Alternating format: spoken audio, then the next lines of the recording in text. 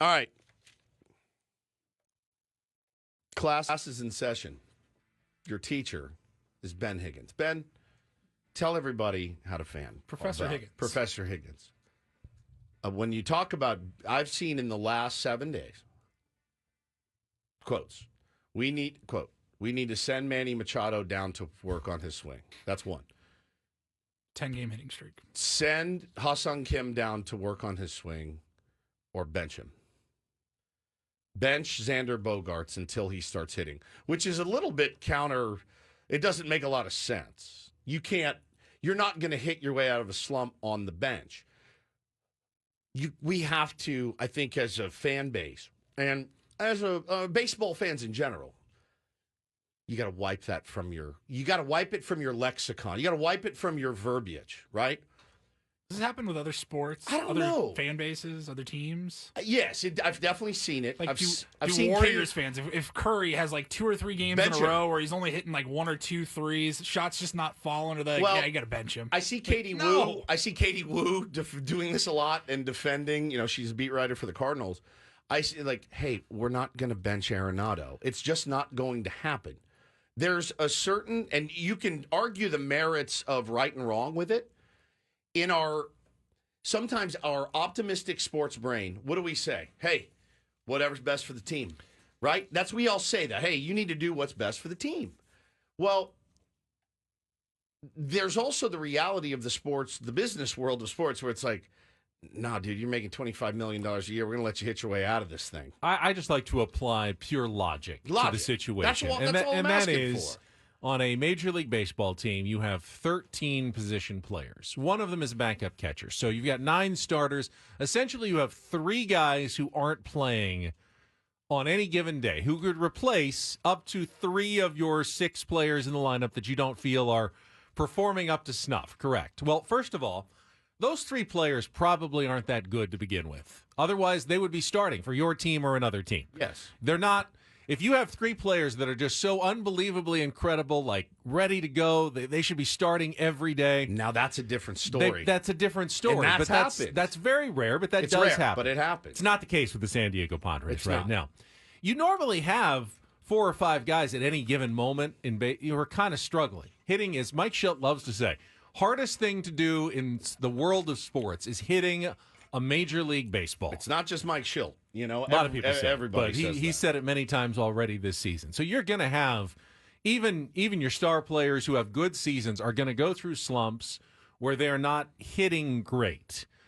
You can't just replace everyone who's slumping every time with your bench players who aren't that good. That doesn't make any sense. So the most logical thing to do, especially when you have star players who have over a long period of time proven their effectiveness, you just kind of let them roll with it. And, well, yes, you can give a day off here or there for a guy who's scuffling.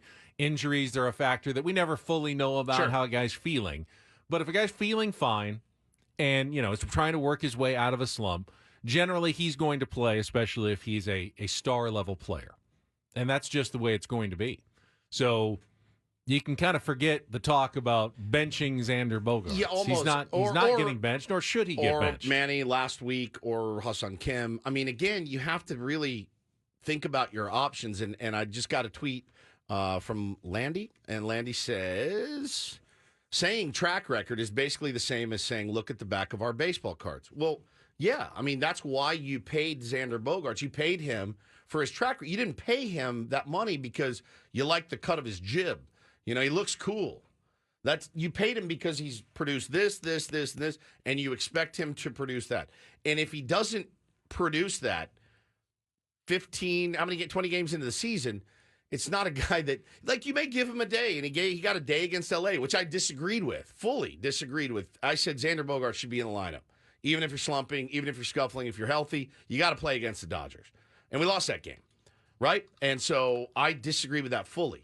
But yeah, man, he needs to hit his way out of it. That's the only way it's going to work. I mean, like you said at the break, in the year 2031, if he's not hitting, you consider benching him for your hot young prospect, right? And he's a bench guy. But now you just don't you don't. And you don't mess hopefully with. your coaches have a good enough pulse on the team and go, there's something truly wrong with Xander right now. Like his swing is just doesn't look right. It's off. Let's take a couple of days and work on something.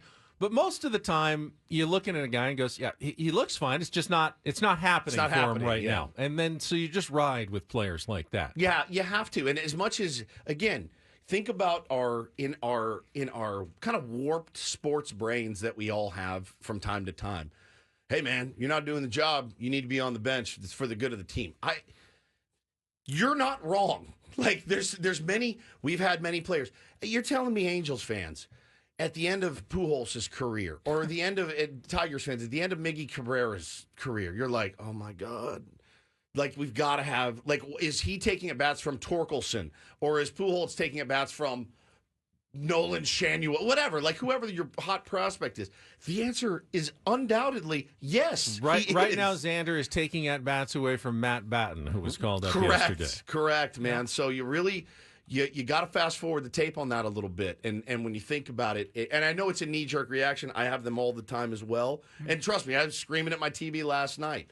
But, again, the only way, like, you hate to say, oh, well, we're stuck with it. But let's be honest, you're kind of stuck with every long-term contract you have. It's the same team that ran Trent Grisham out there in his 170 batting average every day for a couple of years because – we didn't have anybody else behind him. Yeah, we didn't have anyone. I mean, it would have been much more justified to bench Trent Grisham than it would be because to he bench wasn't Xander locked into an Bogaerts. 11-year contract making $30 million, but still the results were comparable. Manny he's hit his way out of his slump. You know, is he perfect? No, he's not 4 for 4 every night. Nobody is. Nobody is. But he's hitting balls hard. You know, putting the ball in play. So he's 10-game hit streak. Like, he's hitting his way out of a slump. A guy like Xander Bogaerts, I want it for him because he's ours now, right? He hasn't had that big moment yet. He has not had that Profar, Will Smith, dust up, double off. He hasn't had it yet. Not even in a season plus, really. No. And he, in my opinion at least, he hasn't, I think this is fair to say, tell me if I'm off base. He has not been fully embraced, and he also, I don't think, is fully embracing where he's at. He had a big walk-off homer last year. I mean, last year was such a turd, Paulie. Just saying. Just like the moment. Trying to think of the moment. That is the moment probably as of now. Yeah, and I want it for him because I do like him a lot, and he's here. And he's here. And I feel like if you just keep rolling them out there, I think you're going to get some production. I see in the chat that we need to do the Phillies fan treatment with Trey Turner. I don't think that Xander's really getting, that hard of treatment at Petco Park. I don't either. And somebody sent me that. So somebody put that out last week as like a bit. And then somebody sent it. He goes, can you guys promote this? And let's do it. I go, I don't want to hack their bit. Because that was a good bit they did with Trey Turner. And it was a radio producer, came up with that idea, and they went out and they did it. And the guy started mashing.